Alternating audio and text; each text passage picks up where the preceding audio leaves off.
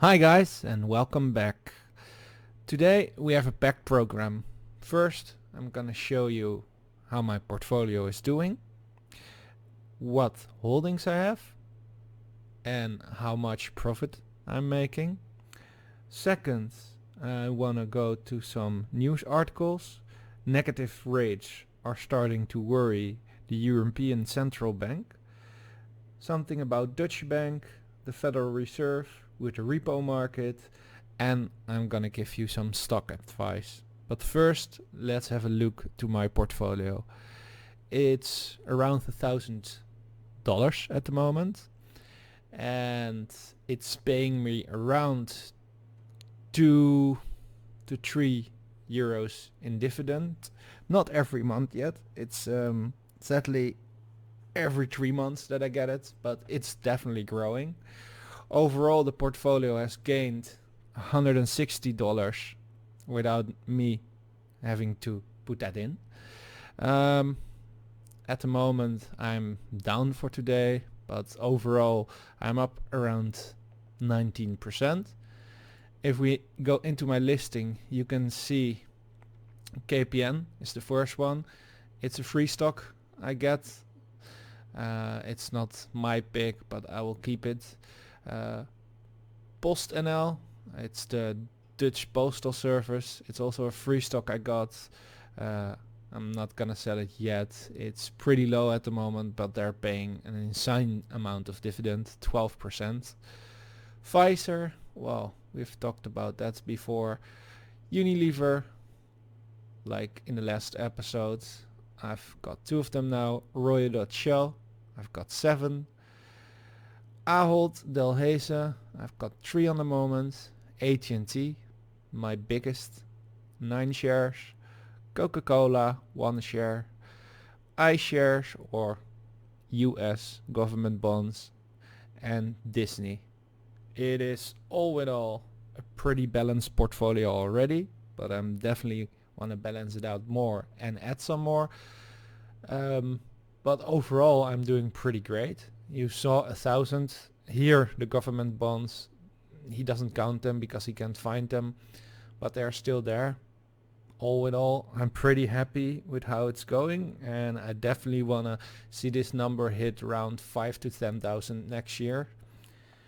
Then we're gonna hop over. The news that I find particularly interesting at the moment is that the European Central Bank officially says negative rates are starting to worry them.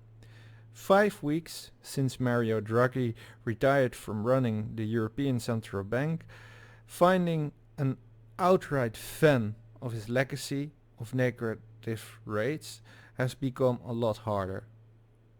If you have watched the news, if you look online sometimes, you will see that as a European we have a new head of the central bank. It's Christine Lagarde. Personally, I thought they will do something about the negative rates, but they're pretty much doubling down on it at the moment. We are at minus 0.5%. Before Mario Draghi left, he turned it to that.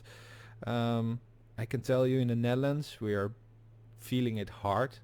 It sounds strange because we're still one of the richest countries there, but as Dutch people we like to save, and at the moment our savings are costing us more and more, and they're almost turning negative. At least above 100,000 euros. Most banks are negative, and they are having a look if they want to do the same as Belgium and Germany, that the government makes it illegal to go negative. But last week our government party that goes over that has decided to not ban it. So in Holland we definitely can see negative rates. There are some banks that made a promise to at least not do it next year, but you don't know for sure since it is not illegal. That's basically something we need to look at as investors, because negative rates are, well, eating at our banks. We have some healthy banks in the Netherlands, but if you look at the biggest bank in Germany, or at least the biggest bank on paper, Deutsche Bank, yeah, it's basically a zombie bank at the moment. It has 42 trillion on the books in derivatives, and every central government bank in Europe is linked. And well, if Deutsche Bank fails, you will see a much worse crisis than in 2008 with Lehman Brothers failing. And well, to be fair, it's coming more and more in the media, also in Europe. We know we are having problems, and I really do hope they're gonna fix them. I mean, it's nice to buy a house now, and you can find rates as low as 2.1, 2.3%. But savings are not savings anymore. I mean, you're not making anything. You do need to invest if you want to make something, but you know, we all are in finance, and we all know you need a little bit of a buffer, and that buffer it's getting eaten at. I mean, we are having so low rates, and the inflation is much higher than they are saying, and we're definitely feeling that, and that's something we are gonna have to deal with, and I hope they're gonna deal with it soon, because otherwise it's a dark future ahead for the European Union.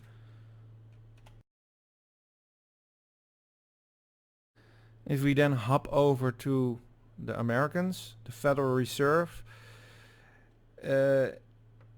they're not calling it quantitative easing at the moment, but they're propping up the repo market, and they're throwing billions and billions and billions of dollars into it.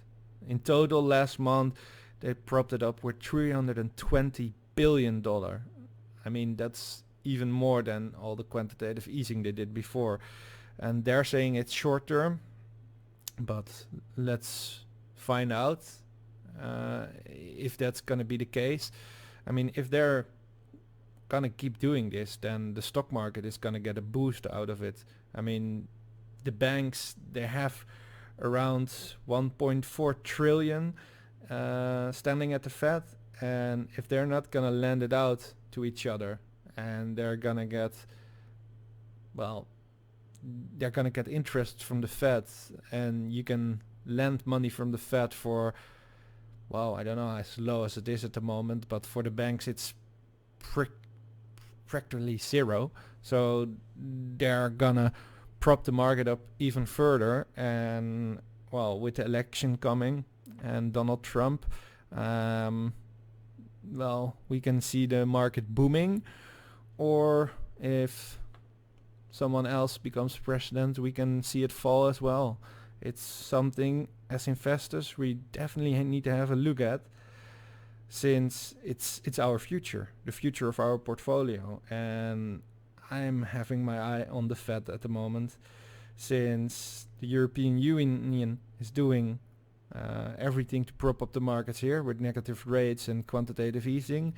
Japan is still doing quantitative easing. The Fed stopped, and it said it would lower its balance sheet and everything, but it's basically back to what we started at the beginning of the year and still going up. I mean, yeah, the repo market is short term, but well, I think we still need to have an eye on it. It's definitely our bread and butter, so to say. Then we hop over. So my first stock advice of this week is gonna be PepsiCo Inc. It is a very known brand, PepsiCo. From Doritos to Pepsi Cola, of course. They are at the moment at a decent PE ratio. It is not too high, but it is getting to the point where you do need to think twice before you're gonna buy them. Why I'm still advising them is because they're growing their business so fast lately, and they're doing a lot of acquisition, They are remodeling the whole space as how we knew it. They are definitely winning over. I mean, you can see it at their stock price. It's going up and up and up.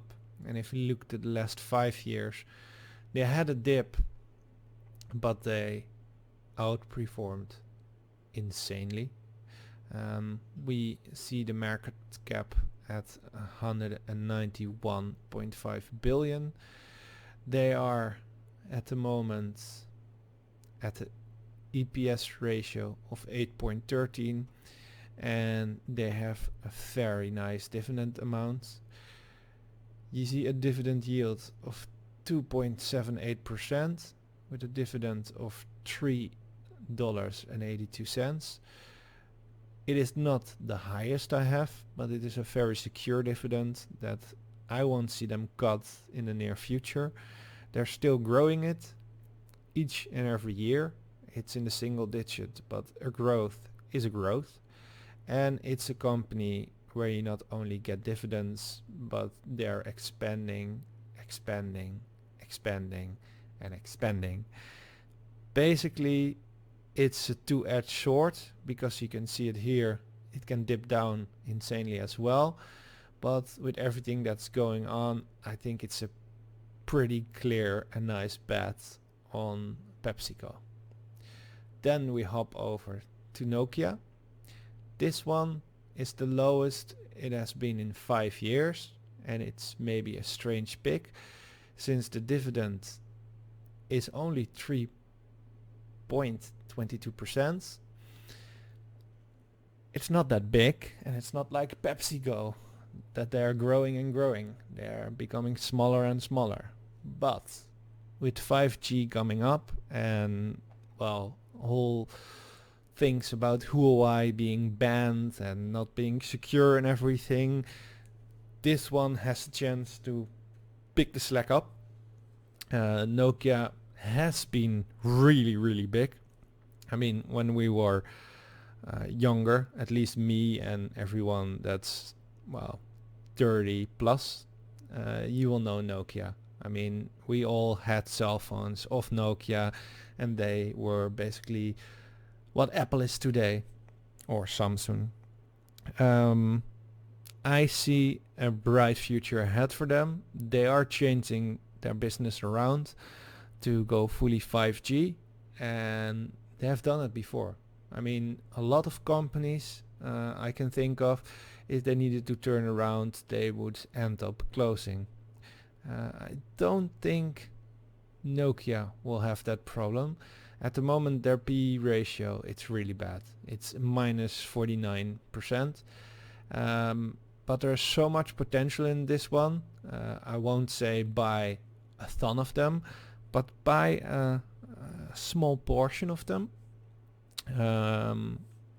And you'll get dividends, and you will probably see them grow. I will give them, I think, a year or something, then you will see it's going up. I'm not a financial advisor. It is for fun, this channel, and I do try to help everyone, so do keep that in mind. But I do see some potential for Nokia in the near future. Thank you for watching. I do want to give heads up. I'm looking for some new programs to edit my movies, and I'm learning each and every day. Like I said last time, I do watch a lot of other financial channels. I'm a bit new to it still. I'm definitely growing into it. So if you have any advice, or you have anything you want to see changed, or you want me to talk about, please leave it in the comments below. Please like and subscribe, and have a nice week, guys. Thank you very much.